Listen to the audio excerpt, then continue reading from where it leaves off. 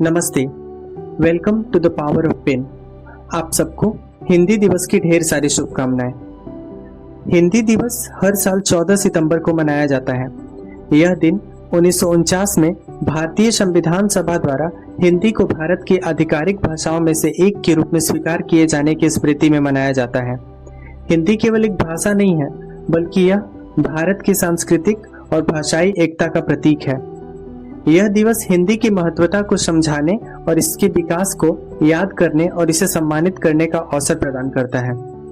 हिंदी का उद्भव प्राचीन संस्कृत से हुआ है।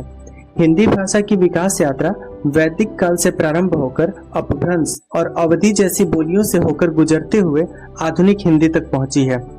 हिंदी भाषा का औपचारिक रूप मुगल काल के दौरान विकसित हुआ, जब ब्रज भाषा और अवधी जैसी बोलियों में साहित्य रचा गया।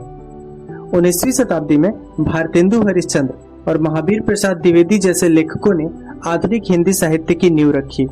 1949 में हिंदी को संविधान सभा द्वारा राजभाषा के रूप में स्वीकार करने का प्रस्ताव पारित किया गया।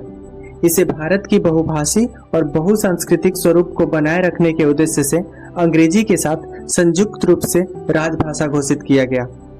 हिंदी मुख्य रूप से भारत के उत्तरी, मध्य और पश्चिमी क्षेत्रों में बोली जाती है। इनमें उत्तर प्रदेश, मध्य प्रदेश, राजस्थान, हरियाणा, बिहार, झारखंड और छत्तीसगढ़ जैसे राज्य शामिल हैं। हिंदी की विविधताएं देश के कई हिस्सों में पाई जाती है, जैसे ब्रज भाषा, अवधी, मैथिली, भोजपुरी इत्यादि। हिंदी का प्रभाव Nepal, Mauritius, Fiji, Suriname, Trinidad और दक्षिण अफ्रीका जैसे देशों में भी देखा जा सकता है, जहां प्रवासी भारतीय समुदाय ने इसे जीवित रखा है। हिंदी भारत की राष्ट्रभाषा न होते हुए भी राजभाषा के रूप में अपने लिए एक विशेष स्थान रखती है। 1965 में जब हिंदी को एकमात्र राजभाषा बनाने का प्रस्ताव लाया गया, तब देश के दक्षिण राज्यों में इसका विरोध हुआ। इसके चलते सरकार ने 1963 का राजभाषा अधिनियम पारित किया, जिससे अंग्रेजी को भी हिंदी के साथ प्रशासनिक भाषा के रूप में बनाए रखा गया। इसके बाद हिंदी और अन्य भाषाओं के बीच सामंजस्य स्थापित करने के लिए अनेक प्रयास किए गए, जैसे 3 भाषा सूत्र, जिसमें हिंदी, अंग्रेजी और एक क्षेत्रीय भाषा का शिक्षण सुनिश्चित हो सके। हिंदी साहित्य के प्रारंभिक चरणों में भक्ति काल और रीति काल का प्रमुख योगदान रहा है। भक्ति काल में संत कवियों जैसे कबीर, तुलसीदास, सूरदास और मीराबाई ने हिंदी को धार्मिक और आध्यात्मिक दृष्टिकोण से समृद्ध किया। रीति काल में प्रेम, वीरता और श्रृंगार की कविताएं लिखी गईं। आधुनिक हिंदी साहित्य में भारतेंदु हरिश्चंद्र, प्रेमचंद, सुभद्रा कुमारी चौहान, जयशंकर प्रसाद और महादेवी वर्मा का योगदान अविस्मरणीय है। हालांकि हिंदी आज भारत की सबसे अधिक बोली जाने वाली भाषा है, लेकिन इसके सामने कई चुनौतियां हैं। वैश्वीकरण और तकनीकी युग में अंग्रेजी का प्रचलन बढ़ा है, जिससे हिंदी और अन्य भारतीय भाषाएं प्रभावित हो रही हैं।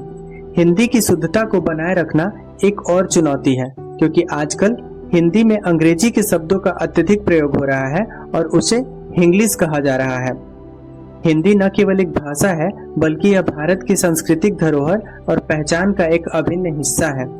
हिंदी दिवस हमें भाषा की समृद्धि, ऐतिहासिक पृष्ठभूमि और इसके योगदान को याद करने का अवसर देता है। हिंदी को सम्मानित करना हमारी सांस्कृतिक और भाषाई विविधता को स्वीकारना है और इसे भविष्य की पीढ़ियों के लिए संरक्षित करना हमारी जिम्मेदारी है। हिंदी दिवस के अवसर पर हमें यह संकल्प लेना चाहिए कि हम हिंदी को जीवन के हर क्षेत्र में बढ़ावा दें, चाहे वह साहित्य हो, विज्ञान हो, राजनीति हो या शिक्षा हो। मुझे उम्मीद है कि आपको मेरी ये बातें जरूर पसंद आई होंगी। तब तक आप मेरे चैनल को सब्सक्राइब करिए। हम ऐसे ही ज्ञानवर्धक बातें आप तक पहुंचाते रहेंगे। धन्यवाद।